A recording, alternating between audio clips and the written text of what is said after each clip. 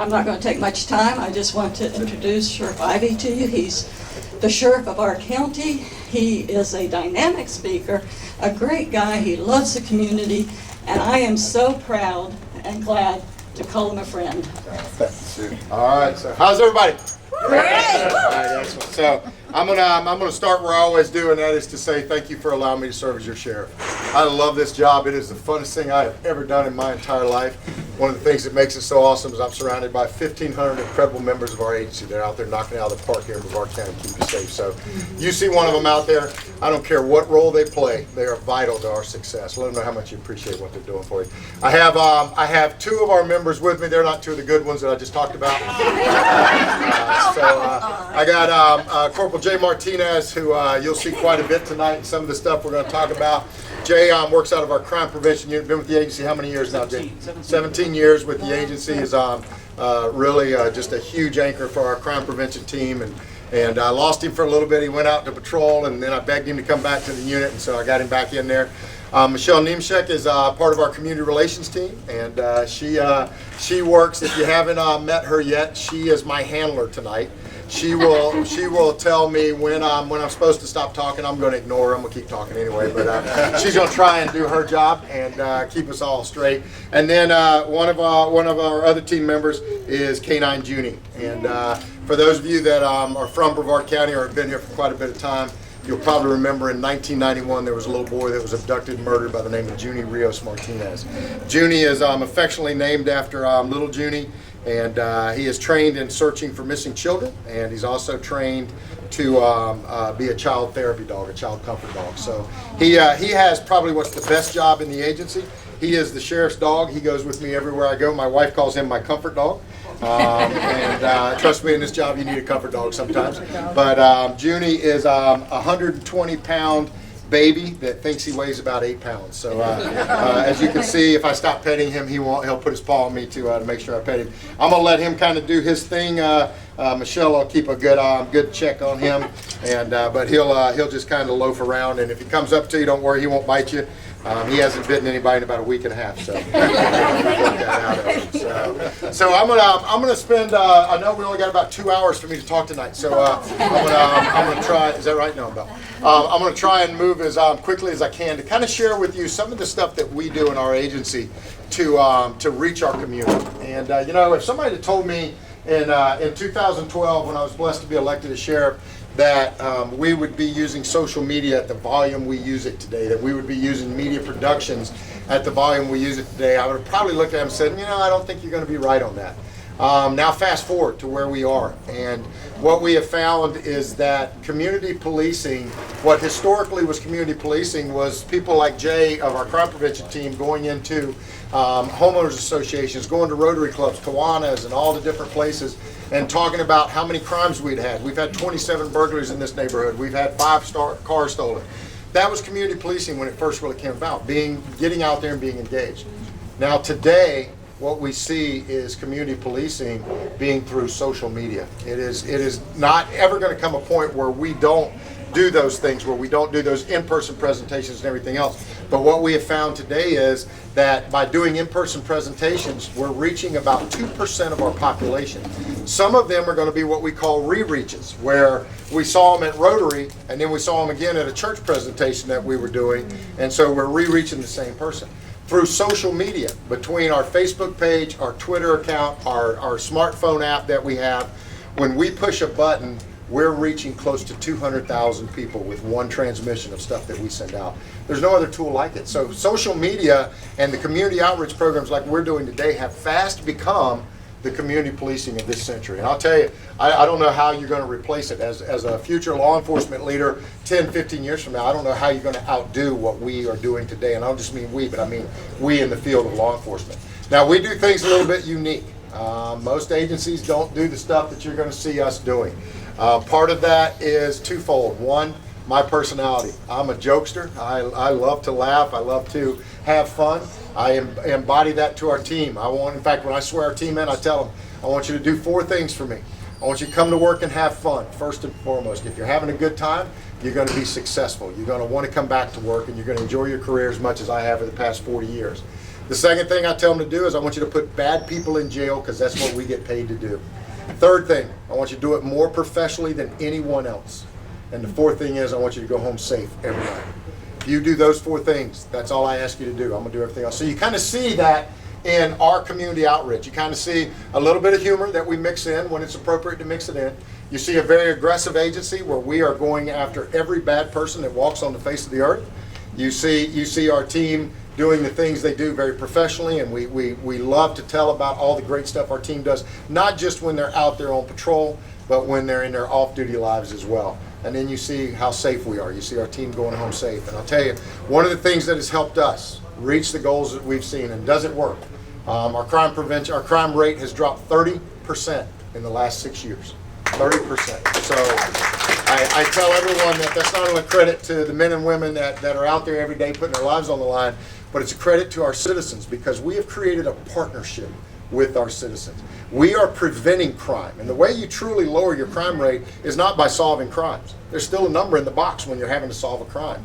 We prevent crime. That's how we lower our crime rate. So it's working, the partnership we've created. And I credit a lot of that partnership, a lot of the status that we have today to our community outreach through social media. So we're going to show you a little bit of it tonight. The presentation I'm actually going to show you was designed for sheriff's offices throughout the state. They asked me to teach what we're doing to the other 66 sheriff's offices in the state of Florida, and I'm actually now being asked to teach it at a national level. So what we're seeing is what we're doing is having such tremendous success, other agencies are starting to copy it. That's great. We want everybody to have the same kind of success.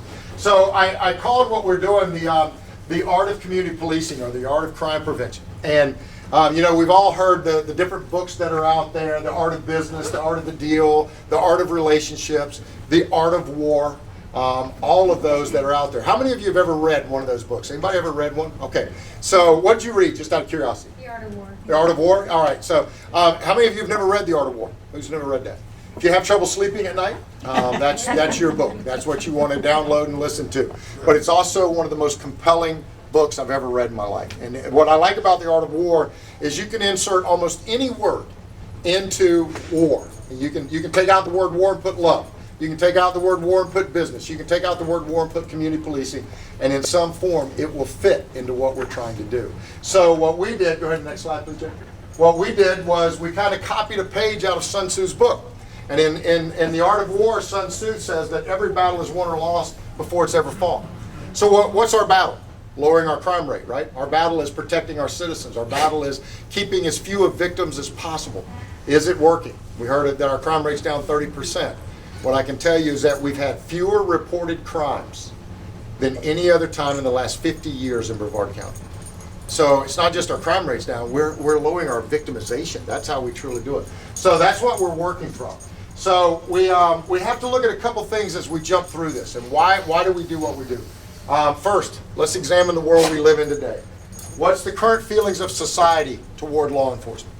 What would you say it is? Love-hate. What is it? A love-hate relationship. Love-hate relationship in some regards. Yeah, absolutely.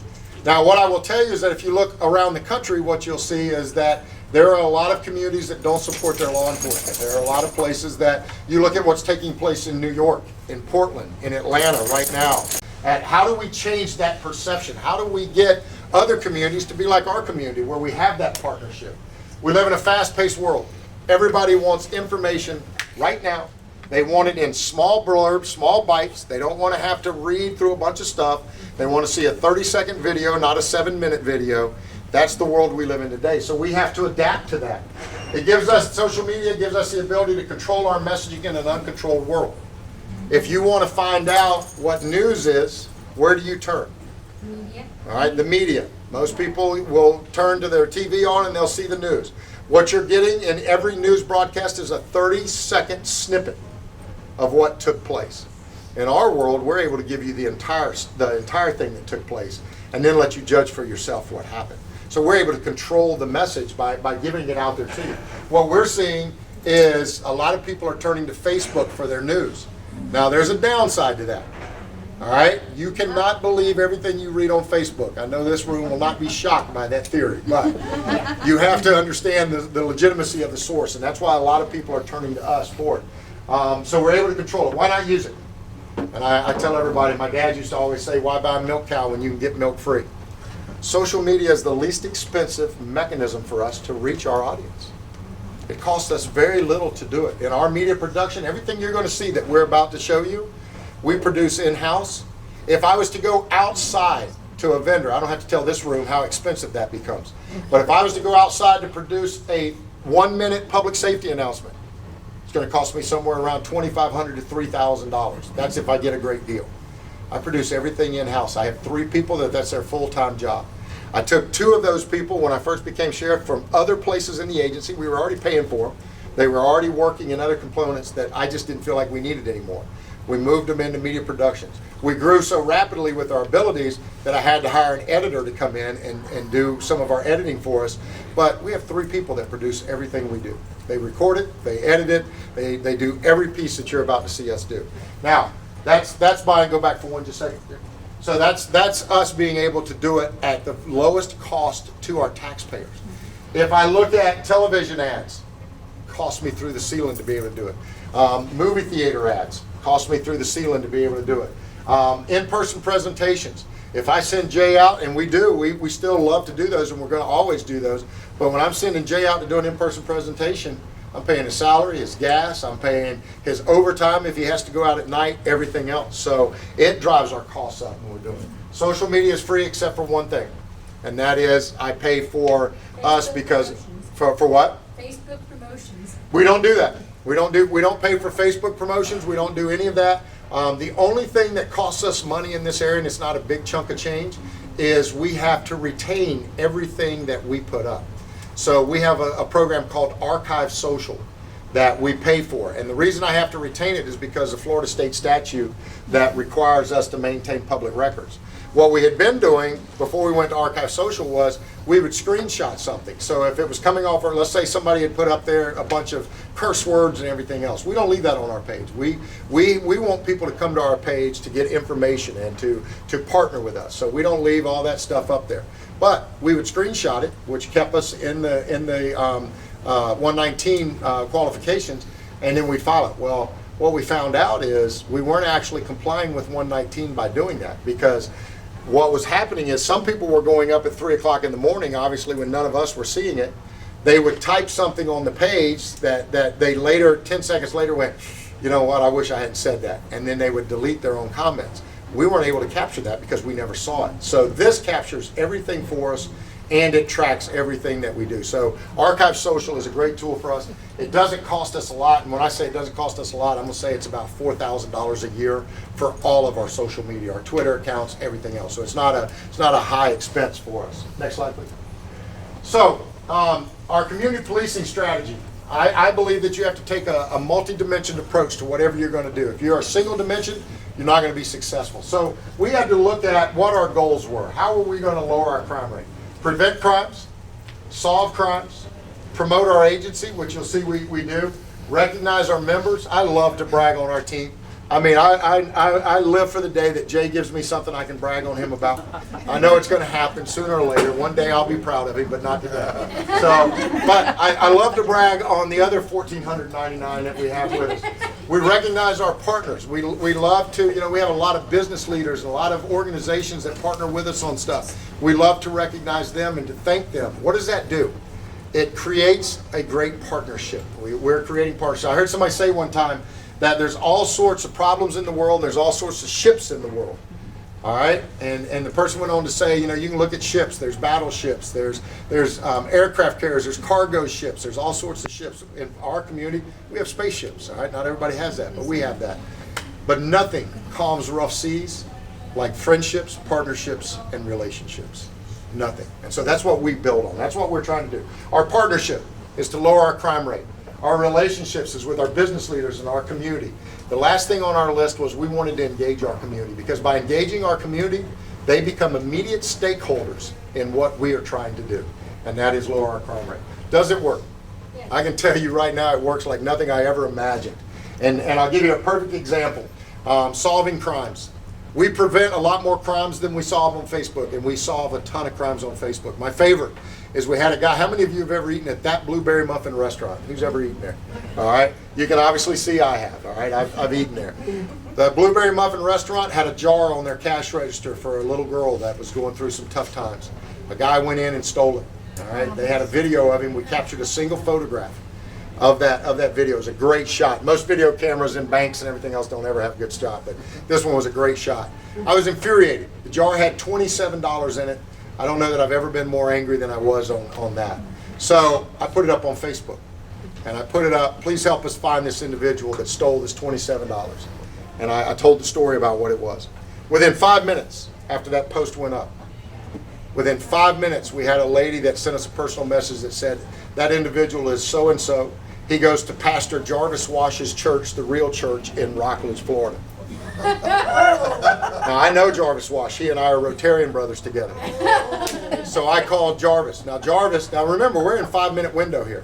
Jarvis doesn't answer the phone and say, hey, bud, what's going on? Jarvis answers the phone and says, I know, I'm looking for him right now. I'll bring him to you. 5 minutes. Within 30 minutes, Jarvis had him in the car and we had him at the jail. That's the power of this tool. That is the power of it. A lot of agencies are not using it to the caliber and to the level that they should. And we're limping. We're trying to get there, and we eventually will. Next slide, please, Jim. All right, now I know some of this is a little bit small. Historically speaking, we did individual crime prevention presentations, and we did in-person ones. Some of the other ideas that were out there, crime mapping. It was a great tool for us, told us where the crimes were, but didn't do anything for our community, so it didn't engage them. We would go in and say, oh yeah, here, look at all these pretty little dots on this map. But it did nothing to engage, and so it really became an antiquated measure. Refrigerator magnets. Up until about 5 years ago, agencies, in fact, I know there's some agencies that still do it, were producing refrigerator magnets, to put on your refrigerator to tell you where to call and everything. Most refrigerators, magnets won't even stick to them anymore. But people are still producing them. Our messaging became antiquated. Newspaper inserts. The newspaper industry is dying in a large fashion. People are turning to this as their tool. So what we're seeing is doing the inserts is costing a tremendous amount of money, but the readership is much declined. So we're not getting our bang out of that. And then antiquated messaging. We had to completely change our style of messaging. And the example I love to use is when I first got in this business, and some of you in here may remember this messaging, but when I first got in this business, we would literally tell citizens, take an etching tool and etch your social security number on the back of your TV so that if somebody steals it, we know who your TV belongs to. What? Think about identity theft today. We tell you, set your TV at the curb, give it to them. If they get your social security number, that's the damage. But that's what we used to tell people because our mindset was antiquated. So we had to click into a different gear. We had to become innovative, and in our room, we're a little bit bold. We do some stuff that most agencies will not do. I released a video last night. I don't know if any of you had a chance to see it, but I did a recruiting video last night where I called out and invited people that wanted to serve as real law enforcement officers to come to work for us. If you work for an agency that's not standing up for you and not letting you do your job, come work for us. I looked right before I came in. That video has reached 32,000 people, and I released it yesterday. So we had to be a little bit bold. So we took on a different approach, and our approach came from the top down. For this to be successful, the sheriff, the chief of police, has to believe in what they're doing. It cannot be, hey, we got a crime prevention unit. It cannot be, hey, we're going to have a social outreach. It has to be that you thoroughly believe in it and you're convicted to it. And that's what our team knows with me. They know that my ultimate goal is to keep each of you safe, and I do it through lowering the crime rate. So I'll kind of skip through some of this, but I'll just show you some of the things we do. We have email and community alerts so you can sign up. So if you want us to send you an email when we have a community alert, we'll send it out to you. You build your own framework. So if you don't want to get traffic alerts, you exit out of that. If you don't want to get, we're having a hurricane, you don't want that, you exit out of it. But it gives you the ability to build your own profile. If you haven't got it, go to our website, you can sign up for it. We do Facebook, we do Twitter, we do Instagram, we have a smartphone app. Anybody in here download our smartphone app? If you have not, it's Brevard County Sheriff. Download, it's got our star on it. It's a really neat tool. You can send us tips on it anonymously, as well as letting us know who you are so we can communicate with you. You can look up sexual predators in your area. It'll show you their picture. It'll tell you what they're wanted for. It'll show you where they live. My daughter, when she first downloaded the app, said, "Dad, I love the app. It's real user-friendly, but the sex predator part's kind of creepy." So it'll show you every one of them. It gives you all the stuff. It connects you to our social media. You can look for a new pet through our adoption services, everything else, all through that. I haven't updated our numbers, so I'm looking at this slide. 140,000 was our reach when I created this PowerPoint. Today, off of just one Facebook page, we're at 112,000. Off the second Facebook page, we're at almost 20,000. We're at almost 7,000 Twitter followers. Instagram, our app has, I think, 6,000 followers on it. So you can see that number has drastically gone up and up and up, and it will continue. Also. I'm sorry? You have YouTube also. We have YouTube as well. Yep, we have YouTube. All of those things are working together, and so our numbers have continued to climb, and I think we'll see that as it continues. All right, so we talked about our expand to reach, instant connectivity community, allows the public to hear and see the message that we're putting out, not what the media wants you to see, and we put it out there straight. I've gone now to, I do live broadcasts of my press release, so that you don't have to rely on the media to tell you what's there. You can see me say it. You can hear me answer the questions they ask, all of it right off of our Facebook page. So just gives us all of those things. Next slide. Types of programs that we use to capture our audience. Message from the sheriff, messages with humor, you'll see here in a few minutes. We'll talk about videos, no more than 90 seconds when possible. We didn't always subscribe to that. We had some videos out there that were like 8 and 9 minutes long, and we're like, I wonder why people aren't watching them. These are really important. They're good stuff. Couldn't figure it out. Posts that recognize the great work of our team. National themes each month. We try and be within the national theme. So, for example, in October is Breast Cancer Awareness Month. We're changing our themes. 4th of July, whatever it is, we're making sure we're celebrating those incredible moments in our country. Speaking engagements done by the sheriff. How many of you like to see your elected leaders working? How many of you like to see that? All right. So you're going to see me. I'm out. I speak somewhere. In fact, this is my 3rd speaking engagement today. I'm involved. I'm engaged. I want our citizens to know that. I want them to know they're getting their money's worth from me. So we put that up. Stories about rescues and life-saving calls, public service announcements, crime prevention messages. Every Sunday night we do a weekly crime prevention message that we put up. They range in different types.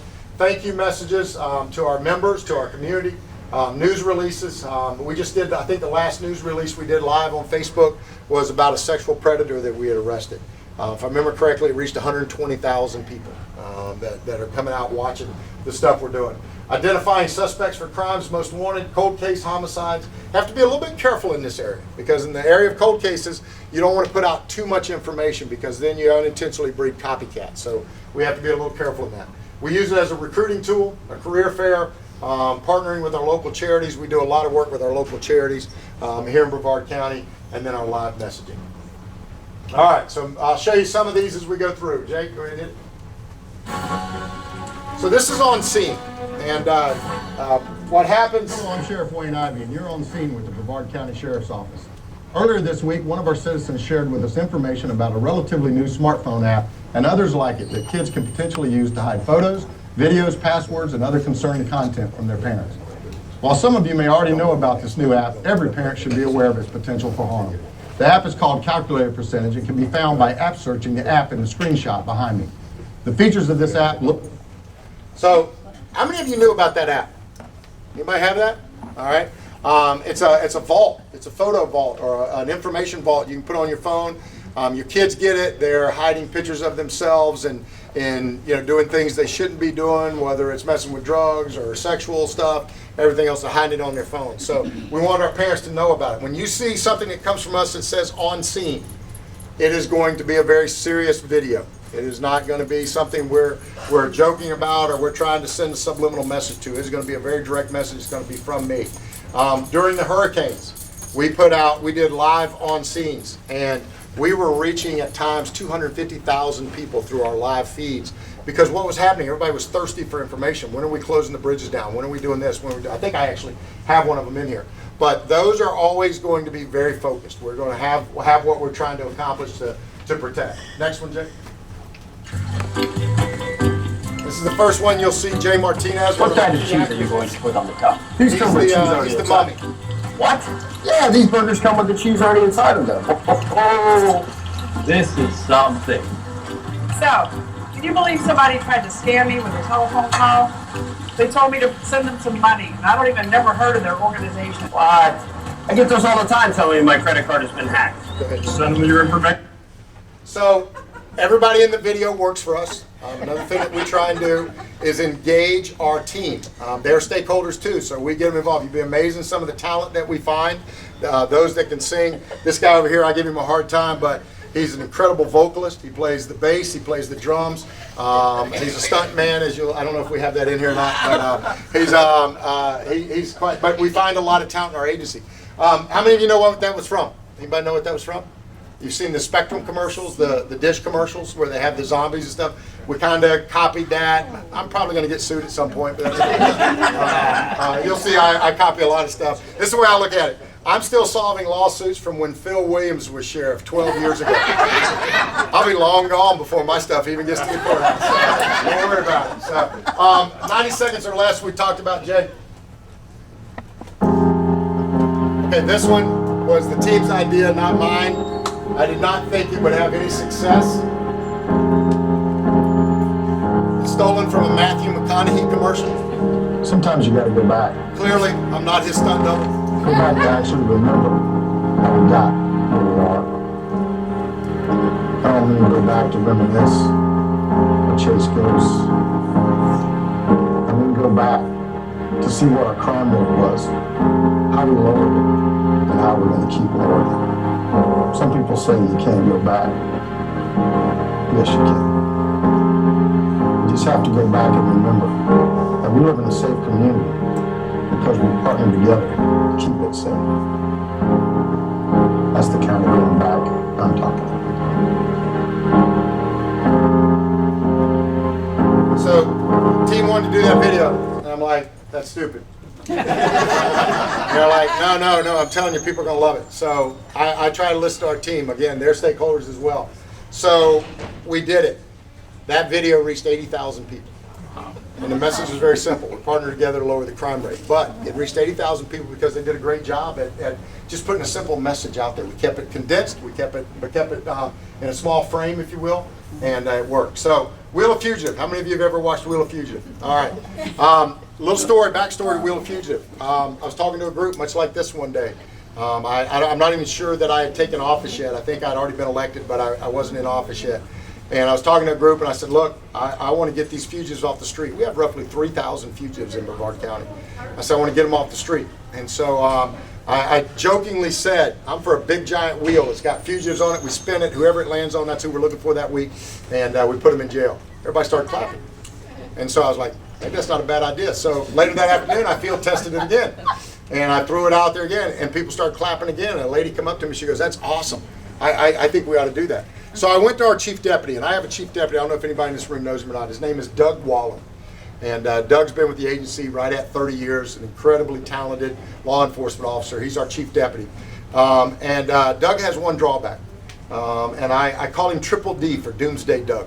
Because everything I think is a good idea, he thinks is a bad idea. So, and he's the most depressing person you've ever met in your life. I mean, I'm not kidding. I can say, man, look at this computer. That's really nice. Oh, cyber criminals will probably hit it. Dude, you're depressing, man. I mean, I don't keep rope with me when I'm around him and stuff. Just, you know. So I tell Doug that I want to do this, and he's like, oh, man, that's a horrible idea, Wayne. People will not like it. I said, I think they will. I said, I'll tell you what. Let's just do one.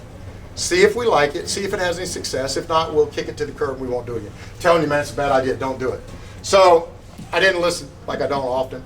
And I had a buddy of mine build the wheel. That was mistake number 2. Mistake number 1 was asking Doug. Mistake number 2 was asking a buddy of mine to build the wheel because it took him almost 6 months to build the wheel. Every peg on the wheel is hand lathed. All right. His name is Scott Glover. He's a great, great friend of mine, but he's so meticulous it drove me crazy. He finally delivers the wheel, and we roll out the first one. The first Wheel of Fugitive that we put up reached almost 1 million people. Wow. Doug called me the next day and said, oh man, that was a great idea we had. And Doug, I don't remember we having anything in this one, pal, but that's all right. So if you haven't seen Wheel of Fugitive, this is Wheel of Fugitive.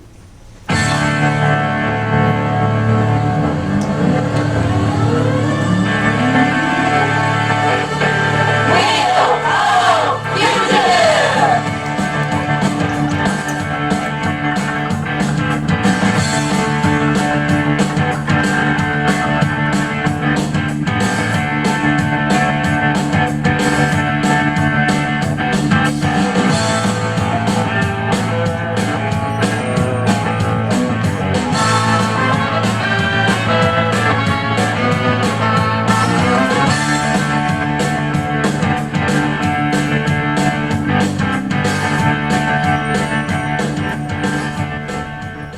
Welcome to Wheel Fugitive. I'm your host, Sheriff Wayne Ivey of the Brevard County Sheriff's Office, and we're going to find out who our fugitive of the week is so our citizens and our fugitive unit can team together to get them off the streets and safely behind bars at the Brevard County Jail. Let's see who it's going to be. Every one of those pegs, hand laid.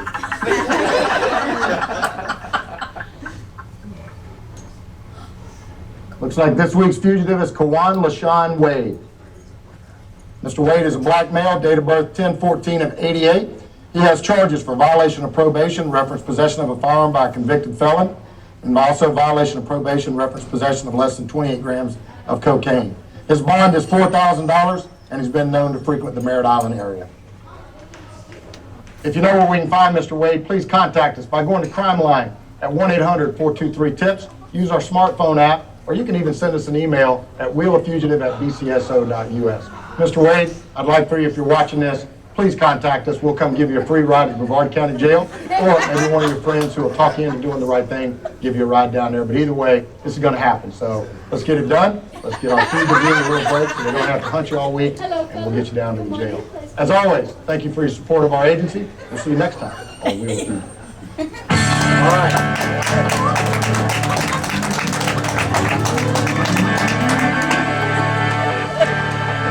All right, so does it work? Yes. Wheel of Fugitive, the University of Central Florida actually did a study on Wheel of Fugitive. They were so just shocked by it. They did a study on it as part of their doctorate program. Oh, wow. It has an 88% success rate. In the first 3 to 5 days, 88% of the people that are on the wheel either turn themselves in or are captured because of citizens' assistance. So does it work? There is no other program out there that has an 88% success rate. It's insane. We have people that now, in fact, now we know, we put up every Tuesday night at 8 o'clock. The fugitives watch it. And they go turn themselves in. We had a lady that went live on Facebook. Yeah, I just got picked on Facebook. I'm heading out to the jail, turning myself in. She's talking to her kids. I won't see you for a while. Sheriff Ivey's making me go to prison and all this other stuff. It's crazy, but it works. All right? Now, it does have some negatives. One, not everybody likes it because they feel like we're picking on criminals. I have a standard answer to that. Here it is.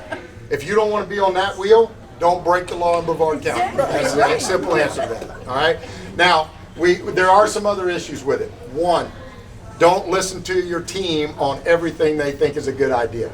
Because one day I walked into the studio and they thought it would be a good idea to do ladies' night. It was all women on the wheel. And so we did it and we played the music. Oh, yes, it's ladies' night. And I'm dancing a little bit. They had me on video dancing. We put it up. Next thing I know, the next day I'm on The Daily Show with Trevor on whatever his name is. So that was not a good idea. The second thing, I don't use a teleprompter when I'm doing Wheel of Fugitive. I need to use a teleprompter when I'm doing Wheel of Fugitive because I'm reading off this guy's charges, and he had like a stack of charges, and they were all on there. And so I said, you know, grand theft and possession of a firearm. And by the time I got to the third charge, I was like, this is too long a list. So I said, without thinking, I said, man, this guy's got more charges than my wife's credit card. And so, yeah, you see where this went. So I filmed 10 of them at a time so that we always have some on the shelf. So if a fugitive gets picked up, we just throw that episode away. So forgot about it. I'm at work one day, my phone rings, it's my wife. I say, hey, baby, what's going on? She goes, did you say something about me on Wheel of Fugitive? I said, no, not. I literally caught me by surprise. I said, no. She goes, something about me using the credit card a lot or something? And I'm like, oh. I said, crazy team, they had that in the teleprompter. I said, I just read off the teleprompter. And she's like, no, you didn't. She goes, you don't even use a teleprompter. I've seen you record that. So, yeah, so don't do stuff like that because you can't get that back, and you'll find out.